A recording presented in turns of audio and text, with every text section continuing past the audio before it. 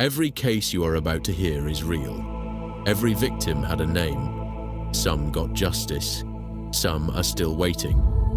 None of them should be forgotten. This is the Dark Nordic. Her name was Vatchareeya. She was 20 years old. She was studying to become an engineer. She was about to get her driver's license. The day after she disappeared, she was supposed to earn a new belt in karate. She had plans. She had a future. She had a whole life lined up in front of her. On the afternoon of May 4th, 2013, she stepped into a car, and she never came home again. Vatchareeya Bangsuan grew up in Boden, a small military town in Norrbotten, in the very north of Sweden. Her family had roots in Thailand, and she had grown up navigating two cultures with the kind of easy confidence that people who manage it well make look simple. She was good at things, driven. She was studying civil engineering at Luleå University of Technology, one of Sweden's most respected technical universities. She trained karate. She was working toward her driver's license. She was, by every account, exactly the kind of person who had figured out what she wanted and was quietly, determinedly going after it. On the morning of Saturday, May 4th, 2013, she updated her Facebook. She wrote that she was going to go jogging, and then she was going to go to a friend's place to study. She would be home for dinner. She left her parents' house in the afternoon. She never came back.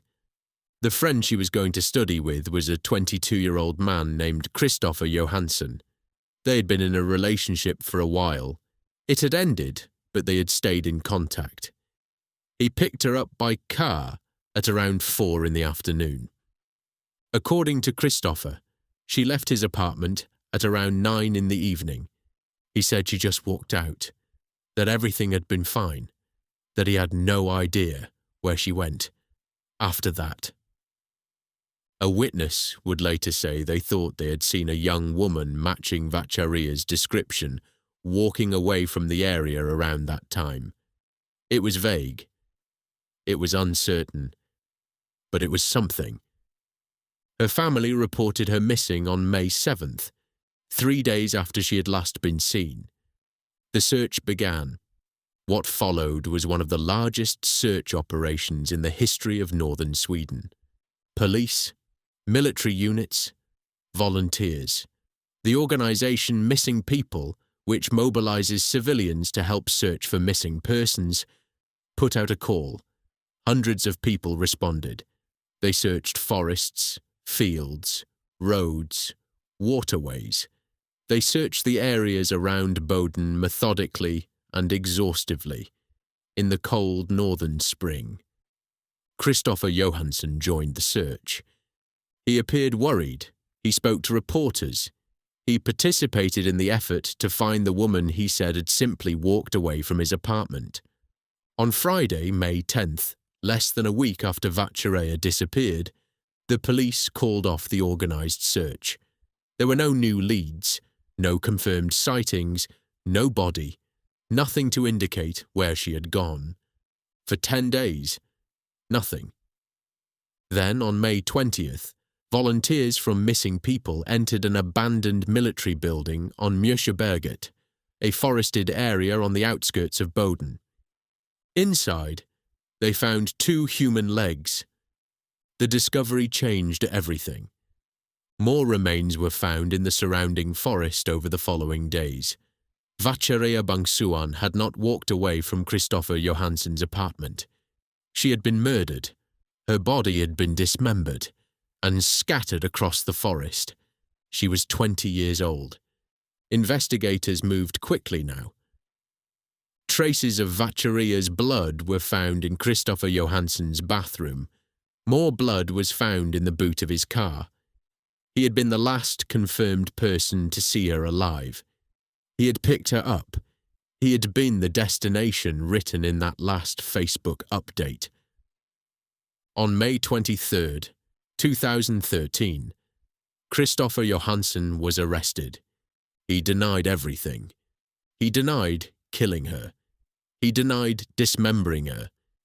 He maintained, again and again, that she had left his apartment alive that evening, and he did not know what had happened to her afterward. But the evidence told a different story. The investigation also revealed something that made investigators deeply uneasy. It emerged that Johansson had, at some point, killed and dismembered his own pet dog. The same pattern, the same method. Investigators and psychologists who examined the case described a person capable of extreme violence without apparent emotional distress. Someone who could commit acts of brutal violence and then show up the next day to join a search party. He had stood among the volunteers. He had spoken to the cameras. He had played the role of the worried friend, while Vatchareeya's remains lay scattered in the forest. The trial took place at Luleå District Court in October 2013.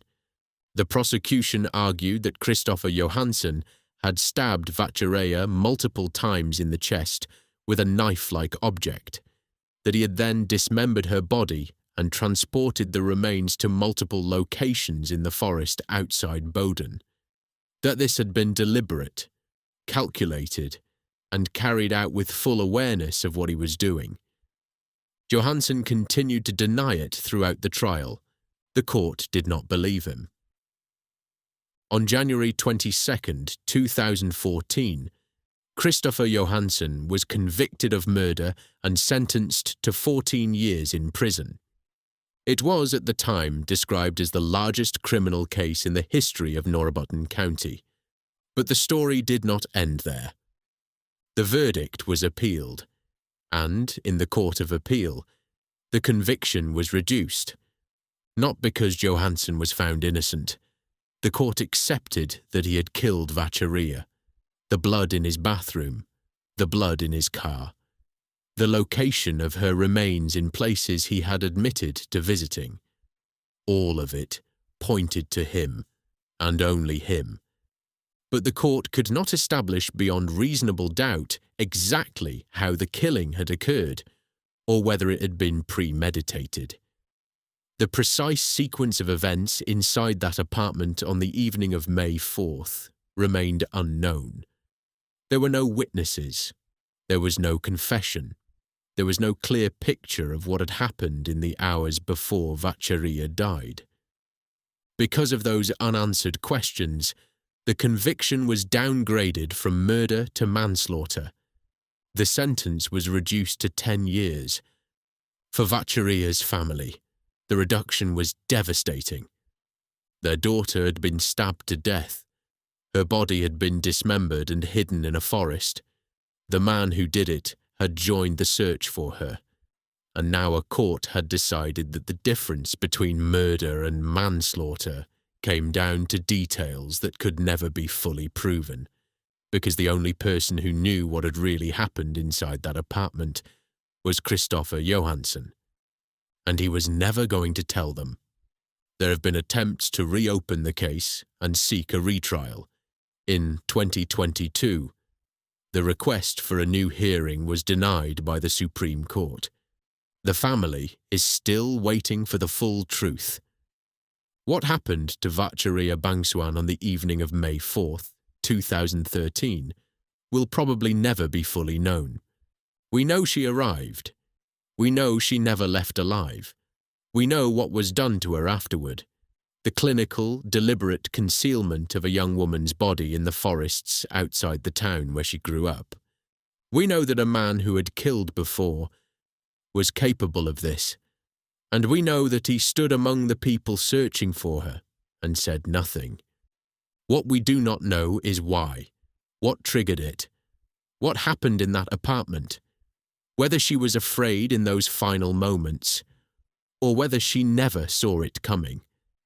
Those questions belong to Kristoffer Johansson, and he has never answered them. Vatchareeya Bangsuan was supposed to get a new karate belt the day after she disappeared. She was supposed to get her driver's license. She was supposed to finish her engineering degree. She had a Saturday ahead of her that was supposed to end with dinner at her parents' house. She wanted what every 20-year-old wants: time. She did not get it. But her name is not forgotten, not in Boden, not in her family, and not here. Her name was Vatchareeya. This has been The Dark Nordic. We'll be back next week with another case from the Nordic North.